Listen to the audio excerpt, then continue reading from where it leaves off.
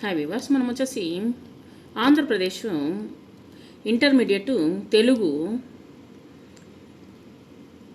12వ తరగతి మనము చూస్తూ ఉన్నాము. ఇంటర్మీడియట్ సెకండ్ ఇయర్ అనమాట.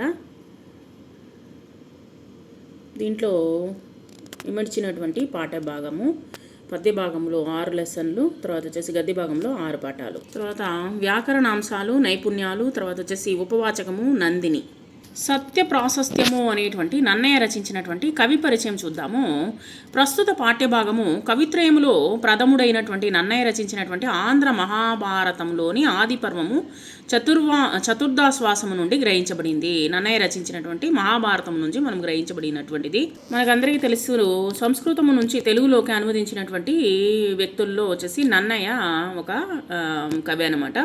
నన్నయ్య క్రీస్తు శకము 11వ శతాబ్దానికి చెందిన కవి. చాళుక్య ప్రభు అయినటువంటి రాజరాజ నరేంద్రుని యొక్క ఆస్థాన కవిన ఆంధ్ర మహాభారతములో ఆది పర్వాన్ని, సభా పర్వాన్ని, అరణ్య పర్వంలో చతుర్దాశ్వాసములో 142 పద్యాల వరకు నన్నయ్య తెలుగులోకి అనుసృజన చేశారు, అంటే దాన్ని అనువదించారనమాట. మిగిలిన పర్వాలను తిక్కన, ఎర్రన పూర్తి చేశారు. సో ముగ్గురు వచ్చేసి కవిత్రయములు అని అంటారు. వీరి ముగ్గురు వచ్చేసి పూర్తి చేశారు. ఈ ముగ్గురిని కలిపి కవిత్రయముగా వ్యవహరిస్తారు. కవిత్రయములు అంటే భారతాన్ని వీళ్ళు తెలుగులోకి అనువదించారనమాట. ఆంధ్ర శబ్ద చింతామణి, తెలుగు వ్యాకరణ గ్రంథము, చాముండికా విలాసము, ఇంద్ర విజయము, లక్ష్మణ సారము, రాఘవాభ్యుదయము అనేవి నన్నయ్య యొక్క ఇతర గ్రంథాలు. నన్నయ్యకి ఆదికవి, శబ్దశాసనుడు అనే బిరుదులు కూడా ఉన్నాయన్నమాట.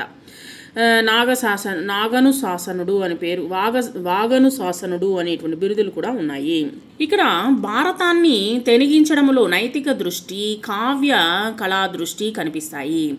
వర్ణనా విధానములో, రసపోషణలో, పాత్ర చిత్రణలో నన్నయ్య బాణి ప్రత్యేకంగా కనిపిస్తుంది. తెలుగువారి సాంప్రదాయము, తెలుగువారి మనస్తత్వము ఉట్టిపడే విధంగా ప్రతి పాత్రను తీర్చిదిద్దారు నన్నయ్య. కావ్య నిర్మాణ విషయంలో ఆదికవిగా ఈయనను నన్నయ్య ప్రదర్శించినటువంటి అధిక దీయుక్తి మొత్తము 1000 ఏళ్ళు తెలుగు సాహిత్యంపై ప్రభాత కిరణమై ప్రసరించింది. ఆయన రచించినటువంటివి మనకు మొట్టమొదటి ఆదికవిగా ఆయన పేరు ప్రఖ్యాతులు సంపాదించుకున్నటువంటి వ్యక్తి అనమాట. ఈయన అనేకమైనటువంటి గ్రంథాలను కూడా రచించారు. ఆ గ్రంథాల పేర్లు కూడా మనం తెలుసుకున్నాము. ఇక్కడ వచ్చేసి మనకు ఈ యొక్క భారతంలో వర్ణించినటువంటి విషయాల గురించి మనకి ఇక్కడ పాఠ్యభాగం యొక్క సందర్భాన్ని మనకు చెప్తూ ఉన్నారు. ఇక్కడ పాఠ్యభాగం యొక్క సందర్భం ఏంటి అనేటువంటి మనం ముందు తెలుసుకుందాము. వైశంపాయన మహర్షి పరీక్షిత్తు కుమారుడైనటువంటి జనమేజయునికి మహాభారత కథను సవిస్తరముగా చెప్పాడనమాట. ఇక్కడ వైశంపాయన మహర్షి వచ్చేసి ఇక్కడ పరీక్షిత్తు కుమారుడైనటువంటి జనమేజయునికి, పరీక్షిత్తు కుమారుడు ఎవరంటే యొక్క భరతుని యొక్క కుమారుడు పరీక్షితుడు.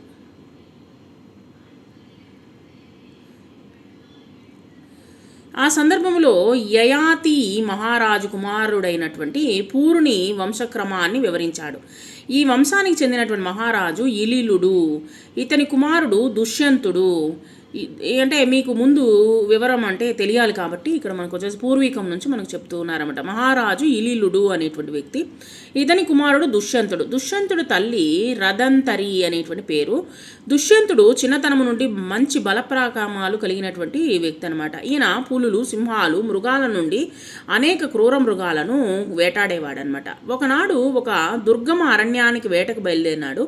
కొంతసేపటికి మాలిని అనే పవిత్రమైనటువంటి నది ఒడ్డుకు చేరుకున్నాడు. ఆ నదికి ఆవలి వైపున ఒక ప్రశాంతమైనటువంటి తపోవనం ఉంది. అంటే ఋషులు తపస్సు చేసుకునేటువంటి ఒక ప్రదేశం ఉందన్నమాట. అక్కడ ఒక అద్భుతమైనటువంటి ఋషి ఆశ్రమాన్ని కూడా చూశాడు. ఎవరు? దుష్యంతుడు. ఆ ఆశ్రమము కణ్వ మహర్షిదని తెలుసుకున్నాడు. కశ్యప ప్రజాపతి వంశజుడు, భూత భవిష్యత్ వర్తమాన కాలాలను తెలియగలిగినటువంటి మహర్షి కణ్వుడు అనమాట. ఈ మహర్షికి నమస్కరించి వస్తానని తమతో వచ్చిన భటులకు చెప్పి ముందుగా సాగాడు. అంటే ముందుకు వెళ్ళాడు, భటులని రావద్దని చెప్పాడనమాట. అక్కడ శకుంతలను చూశారు. చూసిన తర్వాత ఆమె తన వివరాలు ఈ విధంగా చెప్పిందనమాట. ఆ తర్వాత వాళ్ళు శకుంతల దుష్యంతులు ఒకరి పట్ల ఒక అనురాగగ్రస్తులయ్యారు. అంటే వారిద్దరూ వచ్చేసి ప్రేమించుకున్నారన్నమాట. ఆ తర్వాత ఆమెను వివాహం ఆడాలని కోరిక వెలిబుచ్చాడు శకుంతలతో. శకుంతల అంగీకారం మేరకు ఆమెను దుష్యంతుడు గాంధర్వ వివాహం చేసుకున్నాడు. ఆ గాంధర్వ వివాహము అంటే ఏంటో అనేది మనం తెలుసుకుందాం ముందు.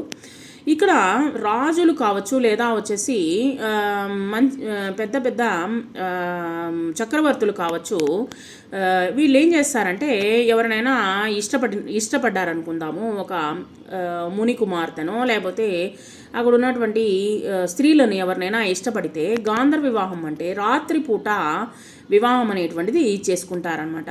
సో ఇవి వచ్చేసి గాంధర్వ వివాహం అనేటువంటిది 10 మందిని 20 మందిని వాళ్ళ అందరి ముందు చేసుకోరనమాట. గాంధర్వ వివాహం అంటే ఎవరికి తెలియకుండా సీక్రెట్గా చేసుకునేటువంటి దాన్నే గాంధర్వ వివాహము అని అంటారనమాట. ఆమెతో ఇష్ట సుఖాలు అనుభవించి నిన్ను నా రాజ్యానికి తీసుకురావడానికి మంత్రులను పంపుతాను అని చెప్పి ఆమెను సమాధానపరిచి తన రాజ్యానికి వెళ్ళిపోయాడనమాట. సరే, ఇంతకీ ఈ దుష్యంతులు ఎవరు? ఇక్కడ దుష్యంతుడు మనము గాంధర్వ వివాహం చేసుకున్నాడు శకుంతలని అని అనుకున్నాము. సరే, ఇంతకీ శకుంతల ఎవరో మీరు తెలుసా? మీకు వచ్చేసి మేనక, ఇంద్రలోకములో రంభ, ఊర్వశి, మేనక అనేటువంటి ముగ్గురు నాట్యము చేసేటువంటి వాళ్ళు ఉన్నారనమాట. వాళ్ళలో మేనకు వచ్చేసి విశ్వామిత్రుడు తపం చేస్తూ ఉన్నాడు అనమాట, తపస్సు చేస్తూ ఉన్నాడు. సరే, విశ్వామిత్రుడు ఎవరో మీకు తెలుసా? విశ్వామిత్రుడు వచ్చేసి ఒక రాజర్షి అంటే అతను ఒక రాజ్యాన్ని పరిపాలించేటువంటి ఒక చక్రవర్తిగా ఉన్నాడు అనమాట. ఆ చక్రవర్తిగా ఉండేటువంటి సమయంలో వచ్చేసి ముందు అంటే ఇక్కడ 2 ఫ్లాష్ బ్యాక్లు వస్తున్నాయి. సరే, ఓకే, మనము ముందు తెలుసుకుందాము. ఇది చదివి వినిపించిన తర్వాత మీకు ఈ కథని మీకు చెప్తాను. వచ్చేసి ముందు చూడండి, ఇక్కడ గాంధర్వ వివాహం చేసుకున్న తర్వాత తన రాజ్యానికి వెళ్ళిపోయి ఎలాగైనా సరే సైనికుల్ని పంపిస్తానని చెప్పాడనమాట. జరిగిన విషయాన్ని గ్రహించినటువంటి కణ్వ మహర్షి ఆమెను దీవించాడు. ఆహా, సరే, మనము ఎలాగైనా సరే కణ్వ మహర్షి దగ్గర పెరుగుతూ ఉందన్నమాట. ఎవరు? ఈ యొక్క శకుంతల మేనకకు విశ్వామిత్రునికి పుట్టినటువంటి కుమార్తె. ఆ యొక్క శకుంతలని అడవిలో వదిలిపెట్టేసి వెళ్ళిపోయిందనమాట. మేనక తన యొక్క ఇంద్రలోకానికి వెళ్ళిపోయిందనమాట. సరే, కొంతకాలానికి తర్వాత కణ్వ మహర్షి చూసి ఆమెను వచ్చేసి తీసుకువెళ్ళి పెంచుకోవడం మొదలుపెట్టాడనమాట.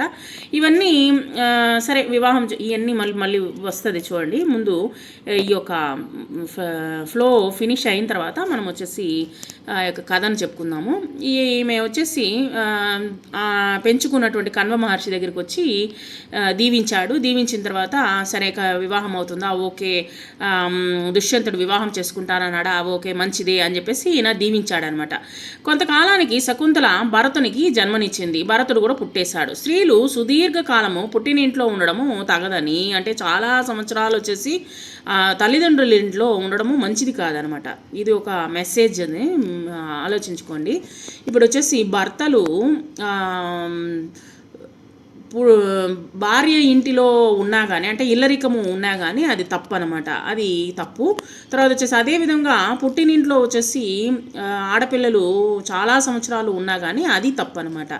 సో ఈ యొక్క ధర్మం అనేటువంటిది చూడండి. వచ్చేసి భరతునికి జన్మనిచ్చింది. స్త్రీలు సుదీర్ఘకాలంలో పుట్టినింట్లో ఉండడం తగదని, ఇల్లాళ్ళు భర్తల దగ్గరే ఉండడం ధర్మమని చెప్పి, ఎప్పుడూ వచ్చేసి భార్యలు వచ్చేసి భర్త దగ్గర ఉండడమే మంచిది అని చెప్పి తన శిష్యులను తోడిచి శకుంతలను దుష్యంతుని వద్దకు పంపించాడనమాట కణ్వుడు. శకుంతల దుష్యంతుని సముఖానికి చేరింది. అక్కడికి వెళ్ళింది అనమాట, రాజ్యానికి వెళ్ళింది.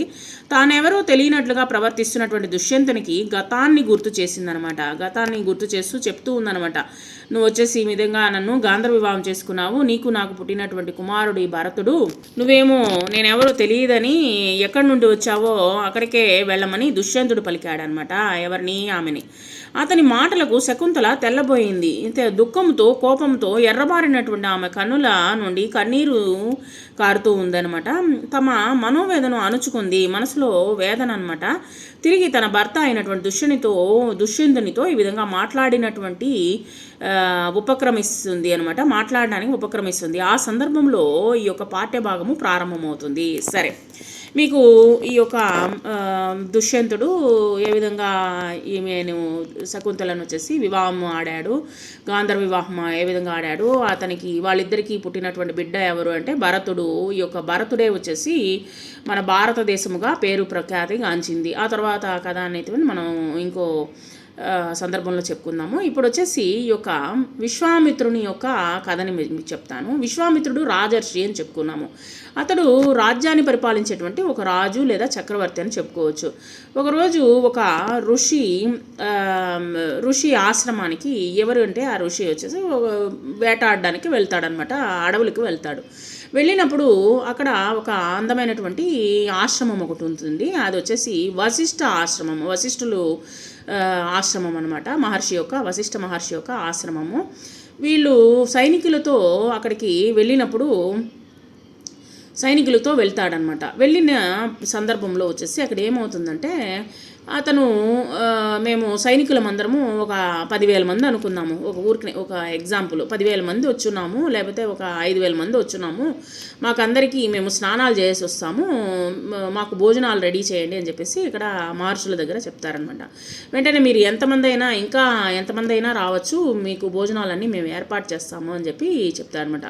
ఇతనికి ఒక డౌట్ వస్తుంది, ఎవరికంటే విశ్వామిత్రునికి. ఏంటి ఈయన ఇంతమంది వచ్చాము, అయినా కానీ భోజనాలేమో వీళ్ళేమో మహర్షుల దగ్గర వచ్చేసి పంచపరమాన్నముతో భోజనాలు వచ్చేసి వడ్డిస్తూ ఉన్నారు. పంచపరమాన్నం అంటే తెలుసు కదా, వచ్చేసి ఒక రాజులు ఏ విధంగా అయితే అన్ని విధమైనటువంటి రకాలైనటువంటి భోజనాలు చేస్తారో దాన్ని పంచపరమాన్నము అంటారు. దానితో మంచి భోజనం అనేటువంటిది ఏర్పాటు చేస్తారు. ఇంతమంది ఉన్నా కానీ అంతమందికి భోజనం పెడుతూనే ఉన్నారనమాట. ఎంతమంది వచ్చినా కానీ పెడుతూనే ఉన్నారు, ఎక్కడా తగ్గడం లేదనమాట. ఎలాగ పెడుతున్నారు అని ఆలోచిస్తున్నటువంటి సమయంలో లోపలికి వెళ్తే అక్కడ వచ్చేసి అక్షయ పాత్రము ఒకటి ఉన్నది. అక్షయ పాత్రం అంటే అక్షయ పాత్రలో వచ్చేసి మనము ఏమి కోరుకుంటామో అవి ఆ యొక్క అక్షయ పాత్ర నుంచి మనకు వస్తూనే ఉంటుందన్నమాట. ఈ యొక్క అక్షయ పాత్ర సముద్రంలో వెలువడింది.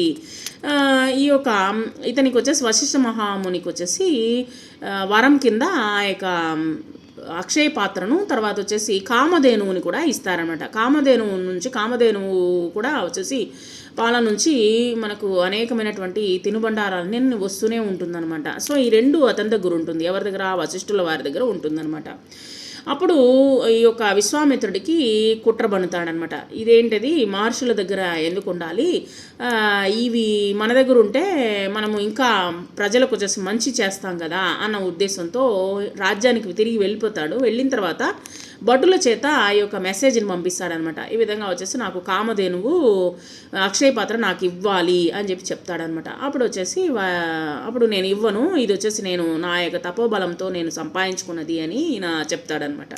చెప్పిన వెంటనే ఈయన విశ్వామిత్రుడు వెళ్ళేది అతను వచ్చేసి నేను రాజును కదా, రాజును కాబట్టి నేను వచ్చేసి ఎలాగైనా సరే నేను ప్రజలకు వచ్చేసి మంచి చేస్తాను, దీని ద్వారా మంచి చేస్తాను, ఇది అక్షయ పాత్రము కామధేను వల్ల మంచి చేస్తాను అంటే, అప్పుడు వశిష్ఠుల వారు అంటారు, నేను తపస్సు చేత సంపాదించుకున్నటువంటి దాన్ని నువ్వెలా తీసుకుంటావు, నువ్వు కావాలంటే నువ్వు కూడా తపస్సు చేసుకొని నువ్వు సంపాదించుకో అని ఆయన చెప్తాడనమాట.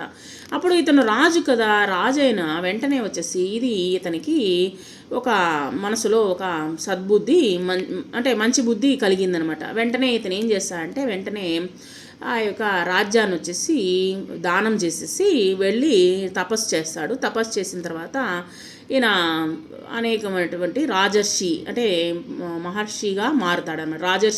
రాజుగా నుంచి ఈయన ఋషిగా మారుతాడనమాట. కాబట్టి ఇతన్ని రాజర్షి అని అంటారనమాట. కాబట్టి మహర్షులు అంటే ముందు నుంచి సన్యాసంతో ఉన్నటువంటి వాళ్ళు మహర్షులు అనమాట. సన్యాసం అంటే పెళ్లి చేసుకోకుండా ఏముండరు, వీళ్ళందరూ వివాహము చేసుకుంటారనమాట. సరే, వీళ్ళు ఈ విధంగా తపస్సు అనేటువంటిది చేసి ఆయన కూడా వచ్చేసి రాజర్షిగా మారాడు. రాజర్షిగా మారిన తర్వాత కొన్ని సంవత్సరాలు అనేకమైనటువంటి తపస్సులు చేసి మంచి చేస్తూనే ఉన్నాడు అనమాట. ప్రజలకు మంచి చేస్తూనే ఉన్నాడు. ఆ సమయంలో వచ్చేసి ఈ యొక్క ఇంద్రులకి మనసు ఒప్పలేదనమాట. ఈ మంచి చేస్తూ ఉన్నాడే వీడిని ఎలాగైనా సరే కష్టపరచాలి అని చెప్పేసి అన్నటువంటి ఉద్దేశంతో మేనకను వచ్చేసి అతని దగ్గరికి పంపిస్తారు. మేనక యొక్క అందానికి ఈయన తపస్సు చేసుకుంటూ ఉంటాడు. ఈయన మేనక యొక్క అందాన్ని చూసి ఈయన వివాహం ఆడతాడనమాట. ఎవరిని? మేనకని వివాహం ఆడతాడు. వారి ఇరువురికి కలిగినటువంటి సంతానమే వచ్చేసి శకుంతల. ఇంకా ఆ యొక్క శకుంతలను వచ్చేసి పెంచలేము కదా, మనం వచ్చేసి ఇంద్రుడు వచ్చేసి తిరిగి వచ్చేసేయి అంటాడు. వెంటనే వచ్చేసి మేనకకి మనసు ఒప్పకనే ఆ యొక్క శకుంతలను వచ్చేసి అడవిలో వదిలిపెట్టేసి వెళ్ళిపోతుంది. విశ్వామిత్రుడు వచ్చేసి ప్రజలకి మంచి చేయాలన్నటువంటి ఉద్దేశంతో ఆ బిడ్డను వదిలేసి అతను ఒక పక్కగా వెళ్ళిపోతాడనమాట. ఆ యొక్క బిడ్డను వచ్చేసి ఆ యొక్క అడవుల్లో ఉన్నటువంటి క్రూర మృగాల నుంచి కాపాడడం కోసము శాకుంతలము అంటే ఏంటంటే కాకి అనమాట. కాకి రెక్కలు పరిచి ఆ యొక్క బిడ్డని కాపాడుతాయన్నమాట కాకులు. సో అందువల్ల శాకుంతలము అంటే శాకుంతలము అంటే కాకి ద్వారా కాపాడబడినటువంటి స్త్రీ అనమాట, చిన్న పాప. సో అందువల్ల వచ్చేసి శకుంతల అని పేరు పెట్టారు ఈయన. సరేనేసి ఈ విధంగా శకుంతల యొక్క జన్మం అనేటువంటిది మనం తెలుసుకున్నాము. అదేవిధంగా వచ్చేసి విశ్వామిత్రులు ఏ విధంగా రాజర్షి నుంచి మహర్షిగా మారారు అనేటువంటి విషయాన్ని తెలుసుకున్నాము. తర్వాత మనము కథలోనికి వెళ్దాం. ఆ తర్వాత కథ మీకు తెలిసిందే కదా. దుష్యంతుడు వచ్చేసి శకుంతలను వచ్చేసి గాంధర్వ వివాహం ఆడాడు.